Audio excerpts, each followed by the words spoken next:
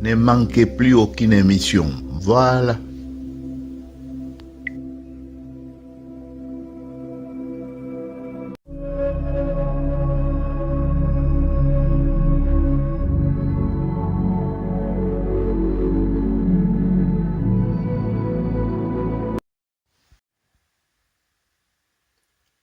Salut à tous.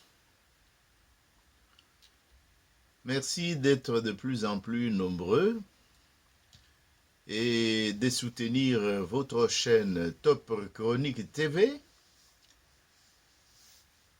Heureux, bien sûr, aussi de vous retrouver sur Facebook, tout comme sur YouTube. Et avec cette progression, nous pourrions peut-être étendre notre média sur d'autres canaux de communication. Instagram, si vous voulez, peut-être plus tard, ouvrir notre propre page Internet. Ainsi dit, avec toute ma reconnaissance, nous nous retrouvons aujourd'hui pour un autre sujet. Les sujets d'aujourd'hui, j'ai préféré aborder un cas qui est tout à la fois actuel, mais comme Lavoisier l'avait dit, rien ne s'invente, rien ne s'est créé. C'est ainsi que nous allons pouvoir relever un cas, puisque ce cas a été rédigé en 1954. Je crois que vous réchauffez déjà les esprits et les cœurs pour savoir de quoi il s'agit. Eh bien, je veux vous dire que le sujet d'aujourd'hui est intitulé « Chefs actuels au Congo et la police ». Ah, vous avez compris. C'est vraiment un sujet d'actualité. Peut-être que chacun d'entre vous, moi-même aussi j'ai été interpellé à Limité, je crois entre 12e et 11e rue. On a tout pris. Montre, bracelet que j'avais, ils ont fouillé mes poches. Heureusement qu'ils ne m'ont pas pris le vélo que j'avais. Je puis continuer. J'ai pu continuer pour arriver chez moi en ce moment-là dans la commune de Kinshasa. En fait, les titres ne se limitent pas seulement à chefs actuels au Congo et la police, mais nous posons aussi un autre problème de confiance et de la reconnaissance. La confiance, suivie de la reconnaissance, retenez ces mots, vous allez comprendre pourquoi. Mais alors, nous posons une question. Tous ces éléments que nous venons de relever sur la police, la confiance et la reconnaissance, nous nous demandons si c'est un mariage de raison ou d'intérêt avec le peuple congolais. Et pour étayer ce que nous venons de vous dire, nous allons aborder un cas, ce qu'on appelle l'étude de cas si vous voulez. C'est ce cas qui a été rédigé en 1954 sur un chef de tribu qui avait à sa disposition aussi ce que nous pouvons comparer avec le service de police ou les services de sécurité pour lui et pour la mission pour laquelle il devrait se déplacer. Et je veux vous dire que ce chef était baptisé aussi en ce moment-là. Il est de Bikoro et il s'appelle Pierre Mbaka. De quoi s'agit-il? Pierre Mbaka, pour être court, nous pouvons dire qu'il est né aux environs de 1876 ou 1876. Cette date vous dit quelque chose? vous vous posez déjà des questions. Mais je vous dis que c'est la date où Stanley était en train de découvrir le Congo. Et notre Pierre Mbaka serait mort ou est mort en 1944. Donc, né aux environs ou dans le village ou dans la contrée de Ngero ou Ngero Mbomboa, Lac Tumba, où j'ai été, j'ai quelques photos là-dessus. Et il est mort là même, à Ngero ou Ngero Mbomboa, si c'est mal écrit, puisque le texte vient de blanc, ils avaient l'habitude d'entendre ce qu'ils entendent et d'écrire ce qu'ils écrivent. Nous demanderons aux parents et chers parentés de Madame Maman Mapassa, qui peut peut-être tomber sur cette vidéo, qu'elle soit saluée là-dessus. Je parlerai de Maman Ité là, bien sûr. Donc, nous pouvons explorer maintenant le cas de ce monsieur Pierre Mbaka. De quelle lignée était-il? C'est fort simple. C'était un esclave. Retenez bien, c'était un esclave, né au moment où Stanley découvrait le fleuve Congo. Eh bien, je viens de vous dire que Mbaka Pierre était un esclave.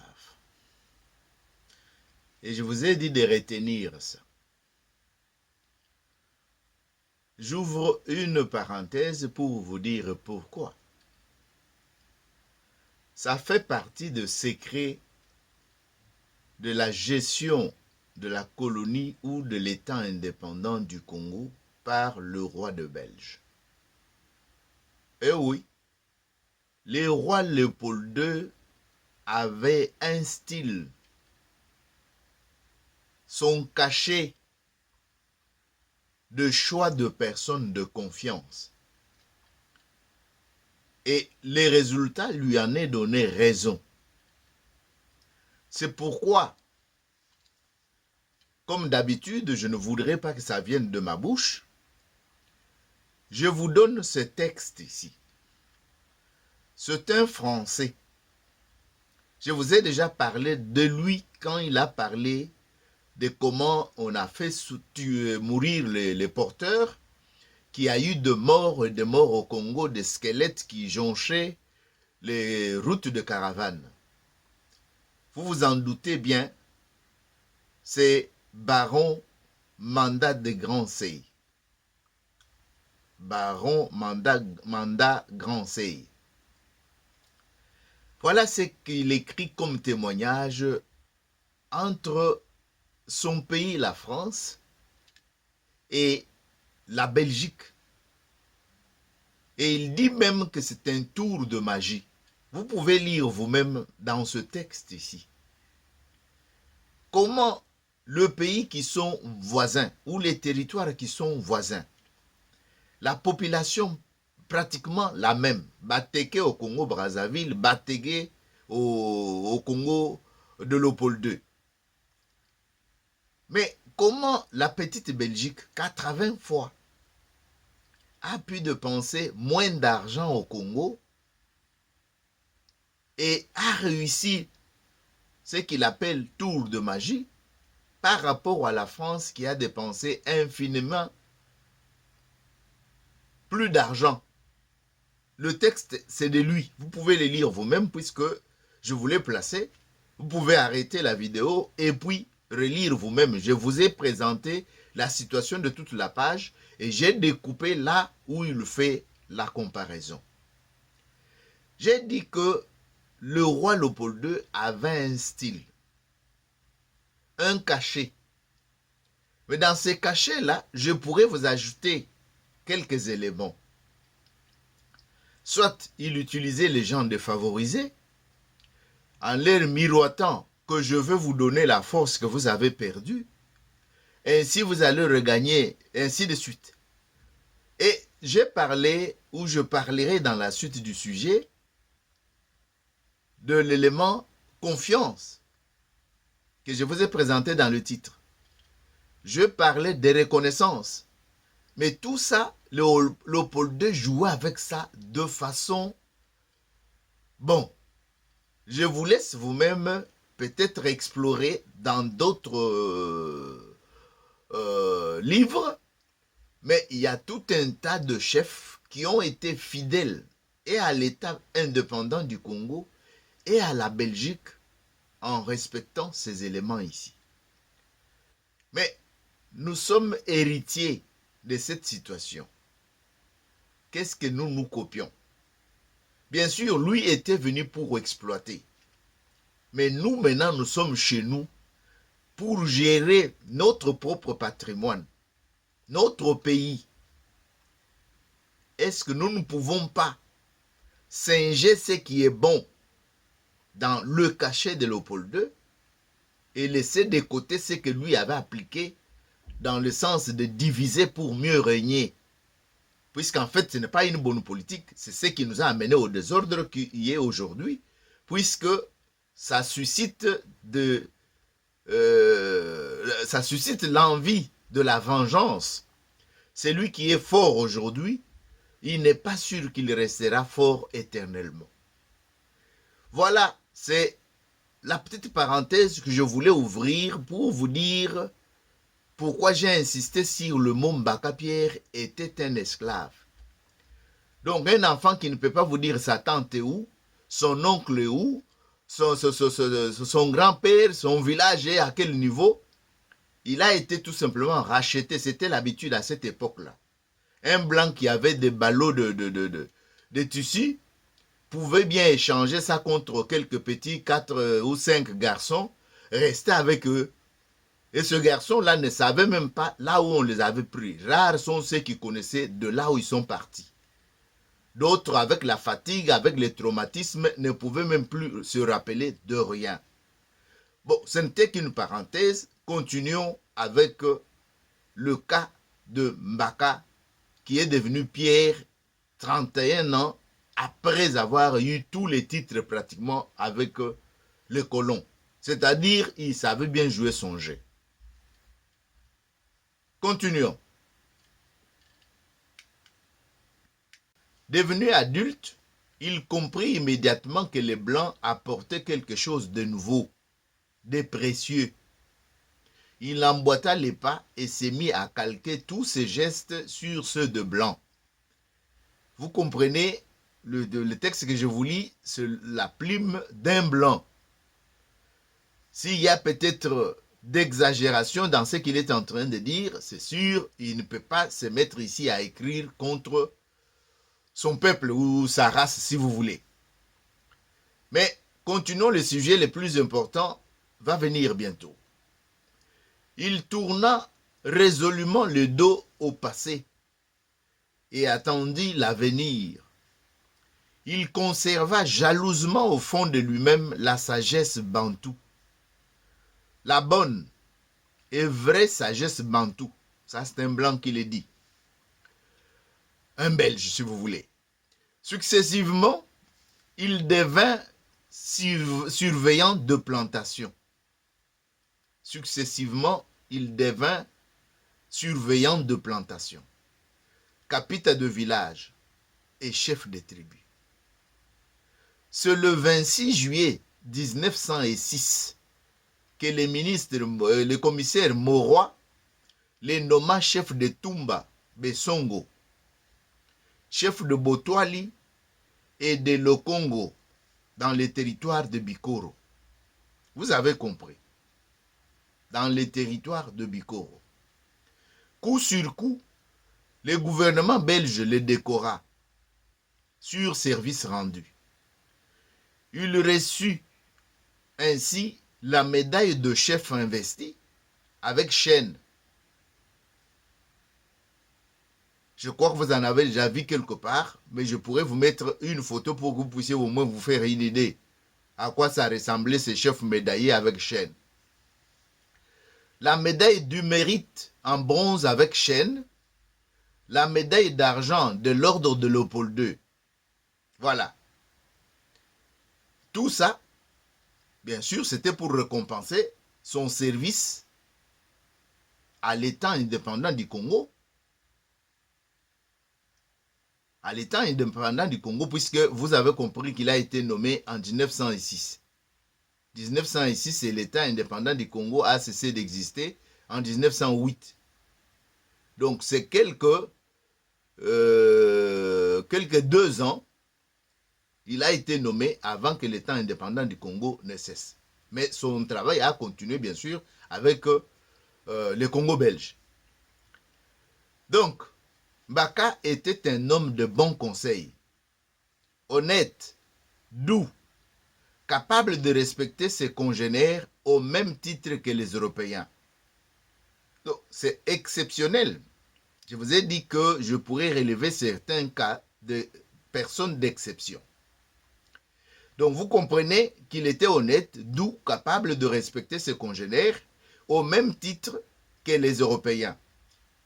Donc, il n'a pas à minimiser les Noirs, puisque lui est maintenant pris du côté de blanc, où il travaille pour le blanc, mais il a équilibré en tenant compte, en respectant chacun selon qu'il est soit du côté de blanc, soit du côté de noir. Volontiers, je les comparerai, ça c'est le blanc qui le dit, volontiers, je les comparerai, positif, ponendis, au grand législateur Solon, dont il avait la patience et le sens aigu de la justice. Donc, pour le camper, pour vous donner une idée, pour vous représenter qui il était, je ne puis mieux faire que de citer un de ses discours qu'il adressa à ses policiers au moment d'entreprendre une longue tournée dans ces terres. Comme qui dirait aujourd'hui, une causerie morale avant de se mettre en route pour voyager. Vous ne pouvez faire, ça c'est lui qui parle. C'est notre Pierre Mbaka maintenant qui parle, ce n'est plus le blanc. Puisque le blanc nous a promis de mettre ce qu'il disait à ses policiers pour que vous puissiez vous faire une idée de qui était Mbaka Pierre. Vous ne pouvez faire que ce que je vous dis de faire. Tout le reste est mauvais. Je me demande si le commissaire général de la police pouvait utiliser des termes comme ça, peut-être que ça serait encore profond. Mais est-ce que lui-même est un modèle? C'est un point d'interrogation pour qu'il se mette à la place de Mbaka Pierre. Je préfère répéter cette phrase. Vous ne pouvez faire que ce que je vous dis de faire. Tout le reste est mauvais. Mbaka Pierre était devenu thermomètre, unité de mesure. Ce que vous faites de votre propre autorité est mauvais. Point à la ligne. Il dit à ses policiers, ce que vous faites de votre propre autorité, sans suivre la hiérarchie, sans respecter le mot d'ordre du commandant suprême, de tout pour le peuple, d'abord le peuple, non, vous êtes sur la rue pour vous servir vous-même. Tracasserie sur tracasserie. Bon, je ne vais pas prendre la parole, laissons Mbaka Pierre parler. Écoutez bien, vous ne devez pas frapper, vous ne devez pas injurier, c'est-à-dire vous ne devez injurier personne, vous ne devez pas voler, vous ne devez rien détruire. Point. Si vous injuriez les autres et qu'ensuite on vous injurie, ne venez pas vous plaindre. Je ne vous écouterai pas, car vous serez le principal coupable. Voilà les paroles figées qu'on peut mettre dans chaque bureau de police. Et de l'armée, bien sûr, puisqu'ils ont presque la même mission. Si vous arrivez dans un village, mangez la chikwang qu'on vous donne et ne réclamez rien d'autre. N'entrez pas dans le case pour y prendre de force de poule, de la viande, du poisson ou autre denrée. Surtout ne frappez pas. Il revient. Surtout ne frappez pas. Il éleva alors la voix et s'écria avec force que celui que j'ai jamais frappé sorte de rang, que je le voie. Personne ne bougea. Il continua fermement. Il faut obtenir l'obéissance par la persuasion et non par la force. Encore une phrase qu'on doit écrire en or dans chaque bureau de police ou de l'armée. Il faut obtenir l'obéissance par la persuasion et non par la force. C'est bien dit. En 1937, Mbaka, qui était polygame, renvoya ses femmes et devint chrétien ou chrétien selon certains. Il reçut le nom de Pierre. Ah, vous comprenez d'où est venu le nom de Pierre et quand? Nommé en 1906 plutôt, mais il s'est fait baptiser en 1937, c'est-à-dire 31 ans plus tard. Il était dans le stade d'observation. Est-ce que c'est par intérêt qu'il s'est fait baptiser? Oui, puisqu'il y avait des pressions de toutes sortes qui peuvent faire qu'il ne pouvait pas assumer de telles responsabilités et rester à l'écart avec le prêtre et consort. Sinon, il devenait suspect. Je crois que vous pouvez déjà deviner l'environnement. Ah, il y en a qui vont me dire que bon, le Saint-Esprit était venu lui parler 31 ans plus tard. Bon, je ne crée pas de polémique ici. Je laisse à chacun de pouvoir tirer le drap de son côté. Donc, en 1937, Mbaka, qui était polygame, renvoya ses femmes et devint chrétien. Il reçut le nom de Pierre. Il choisit comme épouse définitive sa première femme avec laquelle il vivait depuis 30 ans. Depuis 30 ans. On se plaint de chefs actuels au Congo. C'est pas moi qui l'ai dit. C'est le blanc qui a écrit le texte, la biographie de Mbaka Pierre, ou le témoignage sur Mbaka Pierre. Ce n'est pas nécessairement une biographie. Donc, on se plaint des chefs actuels au Congo. Ils n'ont ni prestige, ni autorité. Et l'administration indirecte que la Belgique nous avait laissée là, prônée par le gouvernement belge, en souffre. J'aimerais dire un petit mot ici sur l'administration indirecte. Administrer un territoire indirectement, c'est-à-dire que Chilombo ne peut pas venir partout pour venir diriger même de petites cellules ou de petites localités. C'est-à-dire que les gens qui sont nommés, si on dit le peuple d'abord, tu sais ce qu'il dit là-bas, peuple d'abord comme son père lui a laissé le testament, mais chaque chef a son niveau, le peuple d'abord. C'est-à-dire que Tshisekedi dirige indirectement. C'est-à-dire que chaque personne qui a la parcelle de responsabilité de l'État, c'est d'ailleurs ça qu'on appelle l'État. Parce que l'État, c'est un corps. Et ce corps bouge à travers des individus qui sont nommés, qui sont placés par-ci, par-là. Mais si le mot d'ordre, le slogan qui est donné à la tête n'est pas exécuté, c'est quel corps de l'État là? Vous m'avez vu, je suis en train de parler, j'utilise toutes les parties de mon corps. Ça doit être en coordination avec les idées que je suis en train de sortir. Mais si vous faites le contraire, ces disharmonies vous rendra malade. Vous rendra malade. Et quand vous tombez malade, c'est exactement comme le pays. Est-ce qu'on peut dire que le Congo est en bonne santé? C'est la question que nous pouvons nous poser, nous tous. Mais le constat est là. Chacun le fait. Chaque heure, chaque minute. C'est de tous côtés où il y a des problèmes. À tel point que ceux qui sont aux commandes aujourd'hui de l'État ne savent pas par où commencer. Et tous les besoins deviennent urgents et pressants. La population ne fait que pression. On agit, c'est comme si on n'agit pas. Mais puisque le corps n'était pas en harmonie du tout, c'est-à-dire l'État, par ses représentants, aux différents niveaux, n'était pas en harmonie pour exécuter les ordres comme il le faut. À qui la faute?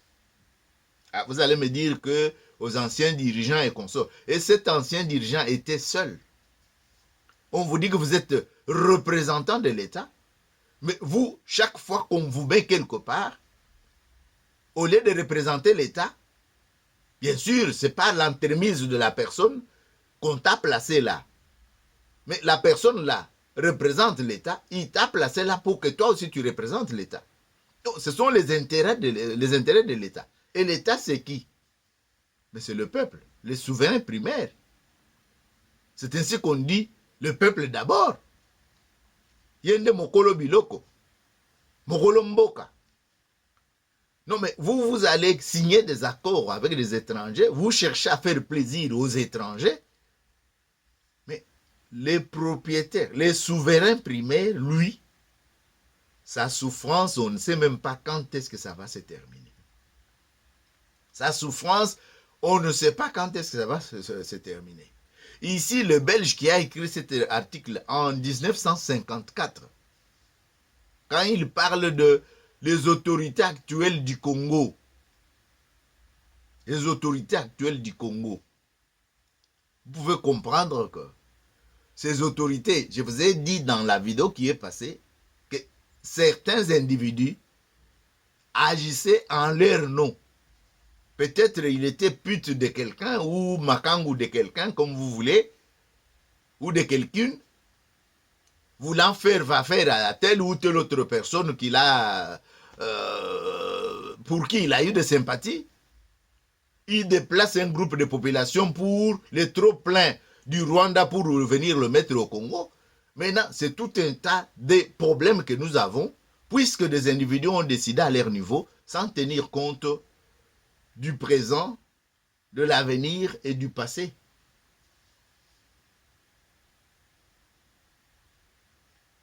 On dit, ils n'ont ni prestige, ni autorité, et l'administration indirecte prônée par le gouvernement belge en souffre. Aujourd'hui, on peut enlever l'administration belge, garder l'héritage que nous avons eu de Belges. Puisqu'il y a un témoignage d'un blanc que je vous ai lu au départ, qui a voyagé au Congo en 1899 ou quelque chose, 98, qui comparait la façon dont le Congo était administré, était de loin une réussite par rapport à l'administration française et d'autres. C'est pour dire que l'administration indirecte ici, que je pourrais relever chez tout le monde que le Belge avait nommé, qui était congolais. Vous allez remarquer que ce sont des gens qui ont exécuté les ordres fidèlement. Je peux même vous annoncer les cas de celui qui a exagéré avec les Kimbanguistes, la bête noire des Kimbanguistes, les chefs Lutunou.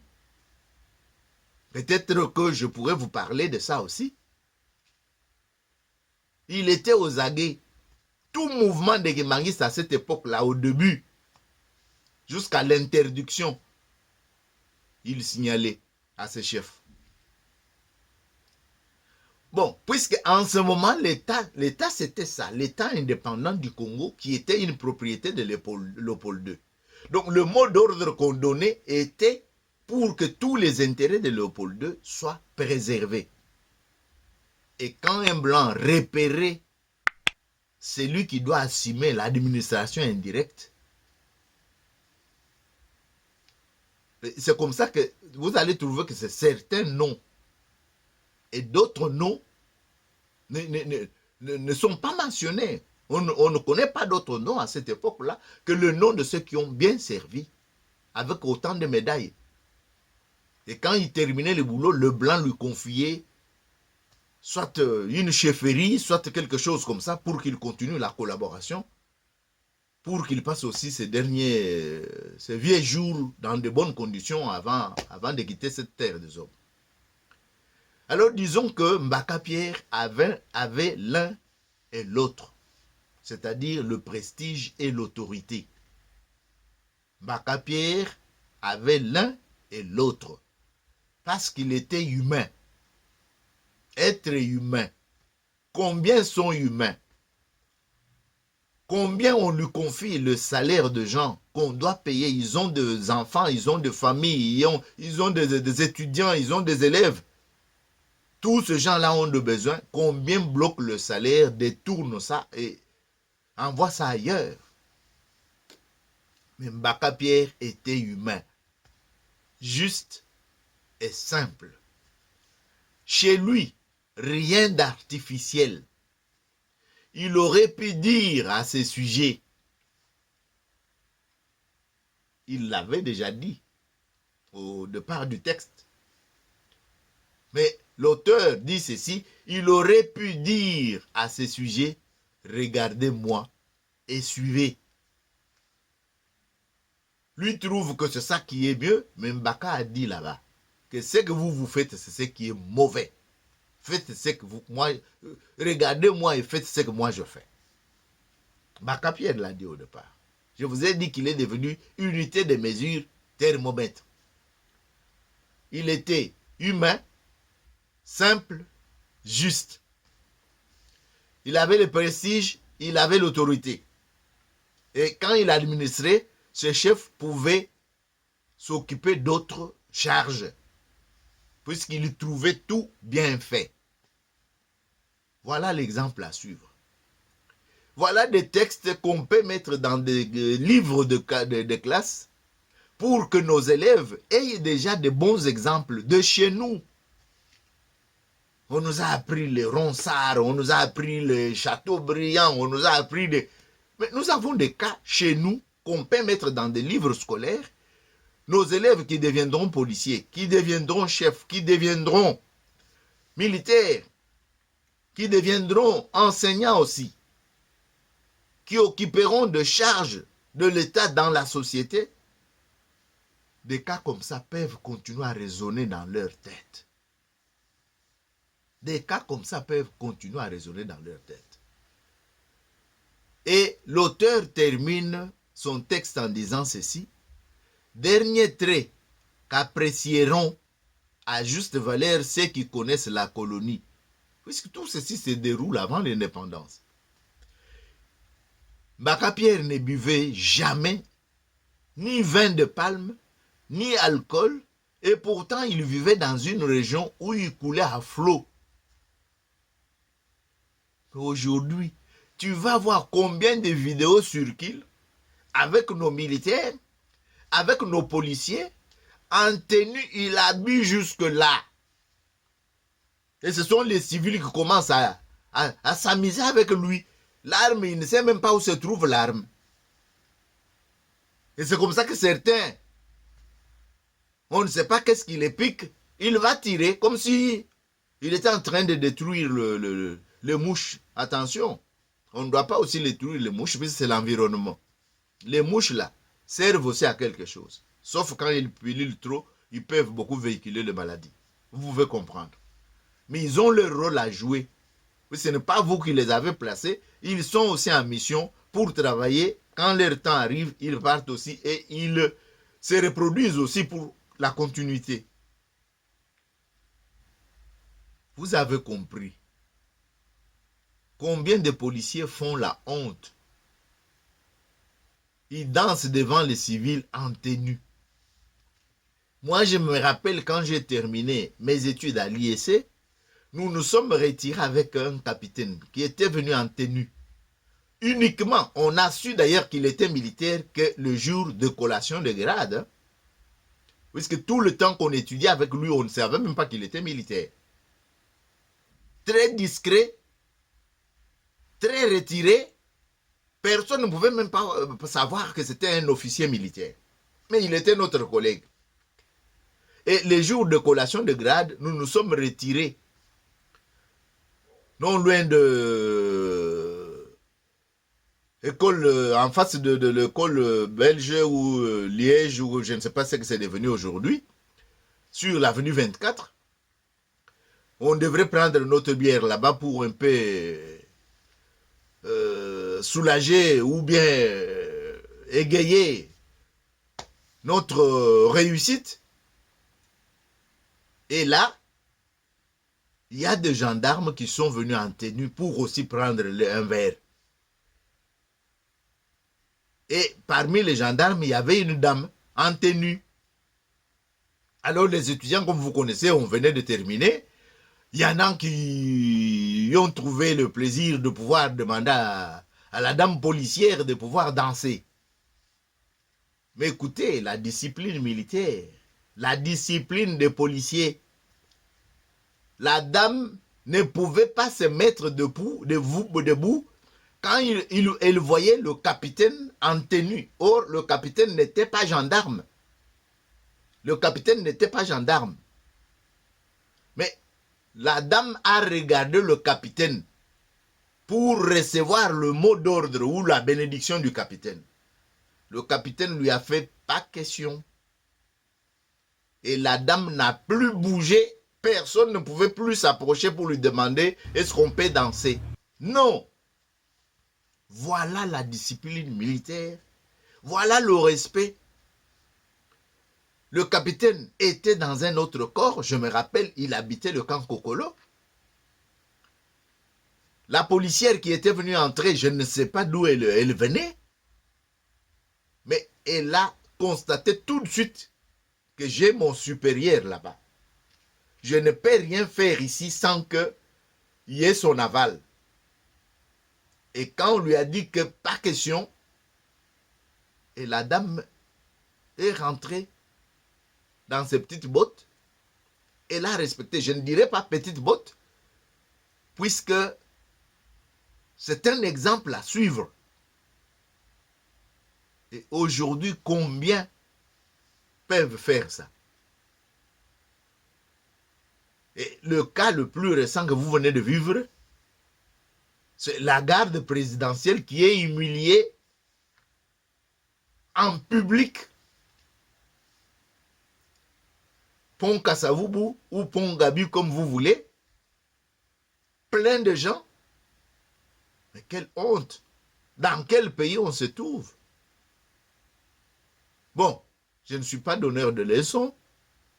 Je vous ai dit que l'article a été écrit le 9 février 1954 par messieurs Essa. Essa, je vais parler en allemand, mais si vous voulez en français, on peut dire Esser, c'est-à-dire E-S-S-E-R.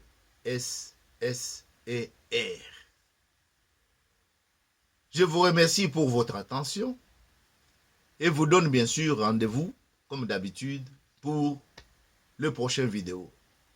Encore une fois, merci. Beaucoup de reconnaissance pour votre engagement et votre participation. Vos j'aime. Je sais qu'il y a beaucoup de difficultés de mégabytes et consorts. On ne peut pas regarder des vidéos longtemps sans que la batterie, sans que le mégabyte et consorts. Mais nous vous souhaitons un avenir radieux pour que vous puissiez aussi être au même niveau avec tout le monde. C'est pourquoi nous multiplions des sujets comme ça, pour un peu taper au cœur de ceux qui n'ont pas de cœur.